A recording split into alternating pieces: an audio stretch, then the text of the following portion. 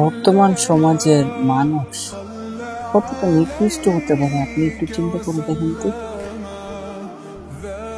একজন বাবা তার মেয়েকে হাড় ভাঙা পরিশ্রম করে এতটি বছর কষ্ট করে বড় করে তাকে লেখাপড়া শেখায়,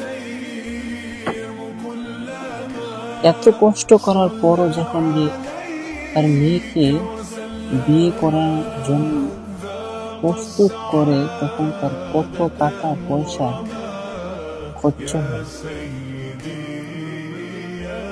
আর বর্তমান সমাজের কিছু নিকৃষ্ট পুরুষ যারা কিনা পুরুষ নামে কলঙ্ক।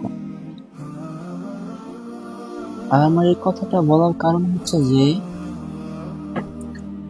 আপনি একটা কথা চিন্তা করে দেখেন তো, যে যেখানে ইসলাম মহিলা দিয়ে বিয়ে করার নির্দেশ দিয়েছে, সেইখানে আমাদের সমাজের কিছু নিকৃষ্ট মানুষ যারা কিনা মোহরানা না দিয়ে উল্টা যৌতুক নিয়ে বিয়ে করছে, তারা আসলে কতটা নিকৃষ্ট আপনি একটু চিন্তা করে দেখেন। আল্লাহ তাদেরকে হেদায়েত দান করে এবং সঠিকটা বোঝার তৌফিক দান করে।